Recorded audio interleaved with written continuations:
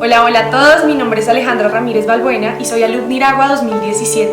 Al igual que ustedes, cursé IB y por eso hoy les quiero contar un poco cómo fue mi proceso de monografía. Mi proceso de monografía empezó cuando yo estaba en 10º grado. Estaba entre el 10º y 11 y estábamos a punto de llegar a esta última etapa del colegio. Y nos dieron una charla y nos contaron de qué trataba la monografía, cuál era el objetivo. Y yo creo que lo primero que sentimos fue un gran miedo, toda la promoción. Porque era un reto muy grande, nunca antes habíamos hecho un trabajo tan extenso, de tanta investigación.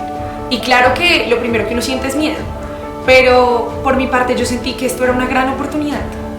Yo siempre amé la lectura, es lo que más amo en esta vida y yo creo que eso es lo primero que uno tiene que pensar a la hora de elegir la monografía, y es ustedes qué aman, qué les apasiona. Y cuando saben eso, cuando tienen claro qué aman, ustedes sienten curiosidad por eso. Y eso los motiva a hacer una gran investigación. Y ese fue mi caso. Yo amaba la literatura, no sabía de qué iba a hablar, no sabía qué iba a hacer ni qué iba a preguntar. Y yo me decía a mí misma, yo como estudiante, ¿qué puedo proponer que sea nuevo? Que nunca hayan visto. Y la verdad, era muy difícil porque claro, yo no era literata, yo no sabía nada de literatura pues a profundidad.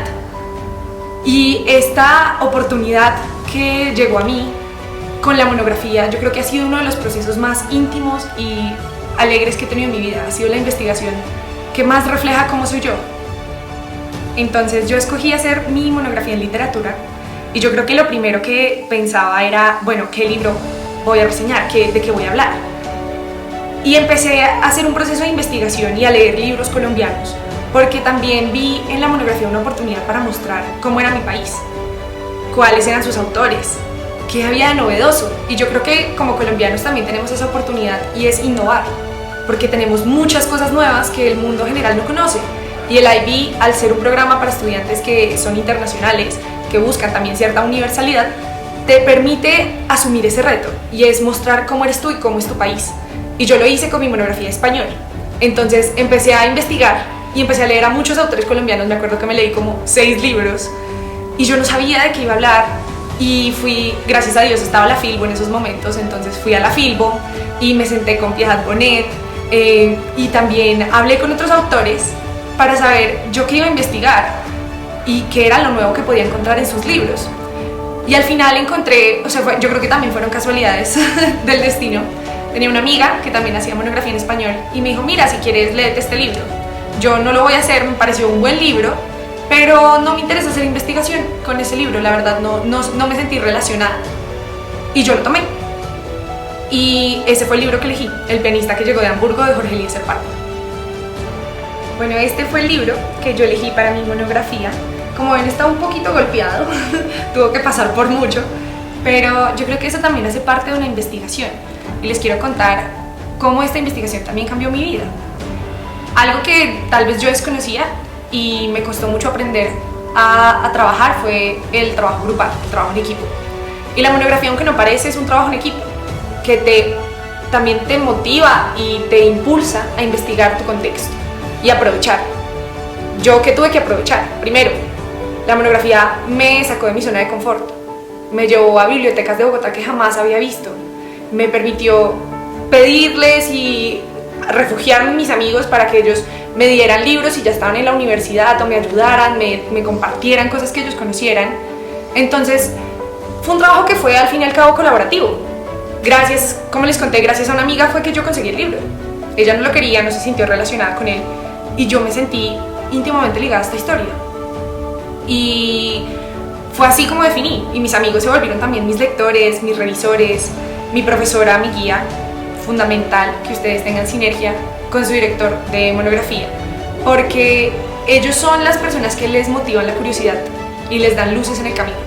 Cuando yo llegué por primera vez con este libro, estaba lleno de post-its toda esta zona, pero de colores, y todos significaban cosas distintas. Entonces el personaje, la atmósfera, los sentimientos, los simbolismos. Y yo le dije a Juli, me acuerdo que era mi directora, le dije, Juli, es que este libro tiene todo. Yo, ¿de qué hablo? Tiene tantas cosas. Y ella tiene algo maravilloso, y es que ella no me daba respuestas, ella me daba preguntas. Y me decía, ¿tú qué crees? ¿Qué es lo que más te llama la atención? ¿Qué es lo más raro que te parece? ¿Qué son cosas que aún no entiendes del libro? Y yo, gracias a esas preguntas, encontré el norte para mi investigación. Bueno, y les quiero contar un poquito de qué trataba mi investigación. El pianista que llegó de Hamburgo es un libro del escritor colombiano Jorge Eliezer Pardo, que viene del Líbano, Tolima. Y en este libro, él narra la historia de un emigrante, de un judío que huye de Alemania. Su nombre era Hendrik Salgraf. Y Hendrik huye de su país por la guerra. Y llega a Colombia por casualidad, él no venía para acá. Y en esa embarcación, en esos momentos, llega a Colombia y se encuentra con un país que vive su propia guerra, que es pobre, que tiene miseria, en el que las personas sufren, y él de mano propia vive el bogotazo, vive la guerra entre liberales y conservadores, se enamora y ama su historia, pero al mismo tiempo la odia. Y el libro tiene algo que es muy hermoso, y es que no solamente narra la historia de Colombia y la de este alemán que con unos ojos ajenos ve el país, y que también eso es una mirada que es innovadora y es distinta, sino que narra la historia de una persona que está conflictuada consigo misma, una persona que ama la música y al mismo tiempo la odia, porque los grandes exponentes pianistas alemanes, algunos son antisemitas y lo odian a él por ser judío. Ama su historia y a la vez la odia porque a veces quiere ser Hitler y desearía no ser un judío, y desearía ser nazi, desearía haber nacido en otra cultura. Y esto es una historia que realmente llega a la introspección del personaje, que a veces se pierde. Entonces la narración tiene algo muy interesante, y es que los narradores pasan de ser omniscientes a ser un narrador en primera persona. Y es Hendrik cuando sueña, los sueños de Hendrik en las noches.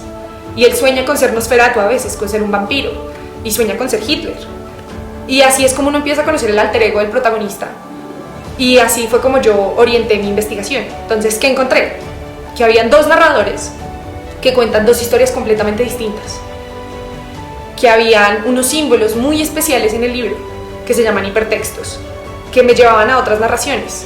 El libro tiene poemas de otros grandes poetas colombianos que yo no entendía por qué iban ahí, o qué hacía la referencia de Nosferatu, quién era esta persona, quién era Brahms. Y esos eran hipertextos que me llevaban a conocer más sobre la historia, no solamente de mi país, sino de Alemania, y al mismo tiempo de Hendrik. Y finalmente, habían ciertos símbolos de la atmósfera que me permitían conocer también a mi personaje. Así como Gabriel García Márquez tenía mariposas amarillas, Hendrik tenía a Matilde, y tenía sus aretes de perlas, y tenía pequeñas cosas que lo volvían a él especial y que hacían de la historia bella. Y eso fue lo que yo investigué. Y sobre el proceso de escritura, yo hice 4 capítulos en los que hablé del libro claramente. En cada uno abarqué una de estas preguntas que les contaba, de estas inquietudes que yo tenía, y las complementé con investigación. Y al mismo tiempo, en ellos tuve la oportunidad de ser creativa, de explorar mi forma de escribir, de mejorar y de mostrar quién era. Entonces, algo muy importante que las monografías deben tener es coherencia. Este libro tiene algo maravilloso, y es que tiene intertextos y tiene epígrafes. Entonces, cada capítulo empieza con una frase que representa ese capítulo y de qué va a hablar. Y es muy creativo con los nombres. Y yo quise hacer lo mismo con mi monografía. Yo quería que mis capítulos fuesen creativos, que contaran algo hermoso. Y así fue. Y la empecé a crear, y no fue una tortura. Fue realmente algo maravilloso. Yo me acuerdo que yo me sentaba y escribía el capítulo así, de golpe. Y después lo revisaba y lo revisaba y lo revisaba y le agregaba. Y cada vez lo iba puliendo y me gustaba más. Y se convertía en un reto. Claro, había momentos de frustración en que yo no sabía qué iba a hacer, no sabía de qué hablar, no sabía si lo estaba haciendo bien. Pero fue también algo que me hizo entenderme a mí, creer en mi trabajo. Y yo sabía que si yo amaba lo que estaba haciendo, me iba a ir bien. Y en un punto dejó de importar la nota, importaba más mi satisfacción personal. Y se volvió algo hermoso, porque realmente con mi asesora nos sentábamos y revisábamos y hablábamos al respecto y nos reíamos. Y fue un proceso que fue muy personal. Yo sabía que en esa monografía iba a estar mi corazón y que le iba a ir bien, porque era lo mejor que yo podía hacer. Y esto fue un proceso como de unos, no sé, ¿qué? 5 meses tal vez, un poco más. Y llegó el día de la presentación. Me acuerdo que nosotros presentábamos frente a unos jurados internos, nuestros profesores, nuestros compañeros, en 3 minutos lo que habíamos hecho. y yo me preparé, fui trasnochada, realmente no estaba en mi mejor versión, pero iba tan nerviosa y tan lista para mostrar todo lo que había hecho, que pues la emoción me estaba ganando y yo estaba un poco asustada cuando vi al escritor entrar al salón. Y me acuerdo que yo no podía creerlo, yo ya tenía mi presentación puesta, mi familia estaba también viéndome, mi profesora me sonreía y me decía: Aleja, tú puedes, no hables tan rápido, tranquila. Y yo fui a ponerlo y lo vi. Él entró y me saludó y me dijo: hola Alejandra, ¿cómo vas? Y yo empecé a llorar. Y él se reía y me abrazó y me dijo: ¿pero por qué lloras? Y yo le decía: Dios, es que no sabes la admiración que siento por ti. Nunca antes había leído a Jorge Eliezer Pardo. Yo no sabía nada de él y en un año me convertí experta en él. Y verlo fue maravilloso. Me acuerdo que salí del salón, me tomé un vaso de agua porque estaba en shock. Yo no podía creer que él estuviese ahí. Mi profesora salió y me dijo: esto es lo que tú te mereces, esto es un regalo. Porque trabajaste tan bien que el orgullo que yo siento y que tú sientes por este trabajo merece ser compartido. Y gracias a la persona de biblioteca también, que dirigía en ese momento la biblioteca, a Juli y a las otras profesoras que lo invitaron, pues él llegó ese día. Yo me tomé un vaso de agua, nerviosísima, entré y me dijeron: tranquila, tómate el tiempo que necesites y cuéntale, ¿qué fue lo que tú hiciste? Yo empecé a hablar y yo trataba de no mirarlo porque era extraño, claro, porque había una parte en que yo hablaba de su biografía, hablaba de él, de qué cosas de su historia estaban dentro de esta historia, y yo me sentía extraña, era como hablar mal de alguien enfrente de él, porque yo decía: Dios, en cualquier momento me va a decir: eso no es así. Y no fue así. De hecho fue increíble. Él sonreía y se le aguaban los ojos cuando yo hablaba, y mientras le contaba cómo era mi investigación, él simplemente me miraba y asentía. Y asentía y asentía, y mi profesora tenía tanto orgullo y yo también estaba tan orgullosa de mí misma. Al terminar la presentación me aplaudió, me dijo que nunca antes alguien había visto algo así en un libro de él, que él nunca pensó, que ni siquiera él lo había pensado, que la Matilde de Hendrik era un símbolo también en la obra de su amor, de quién él era y quién se había perdido, que al perder sus aretes antes de morir fue el último adiós que él le dio, que él se llevó los aretes para guardarla a ella. Él me decía que él, cuando lo escribió, ni siquiera lo pensó, y que cuando yo lo decía sonaba tan correcto. Eso fue para mí un golpe de lo que yo quería hacer en mi vida. Yo dije: esto es lo mío, esto es lo que yo amo. Ese día me dieron la oportunidad de publicar mi monografía. Jorge Eliezer la publicó en su página oficial y nos empezamos a chatear, y desde entonces nos vemos en la Filbo cada año. Y nos escribimos por correo. Y creo que eso fue tan gratificante porque la monografía no se quedó como un trabajo más, sino que me llevó a hacer algo más. Yo decía: tengo 17 años y yo me sentía como una autora publicada. Hoy en día estudio comunicación social y periodismo en la Universidad de La Sabana y soy estudiante meritoria y becada. Y también estudio literatura en la Universidad Autónoma de Bucaramanga y también soy becada. He tenido la oportunidad de publicar en periódicos como Pulso y El Espectador y sigo labrando mi camino, pero le tengo que dar las gracias a la IB, a la monografía, a mi colegio, a mis profesoras y a mis amigos por apoyarme en este proceso y darme alas para creer y para trabajar duro.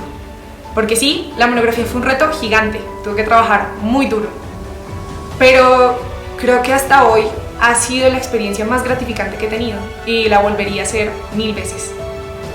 Y los invito a que ustedes también lo hagan, aunque suene difícil, que le pongan ganas y le pongan pasión, porque cuando uno hace las cosas con amor y tiene pasión por lo que hace, eso se refleja.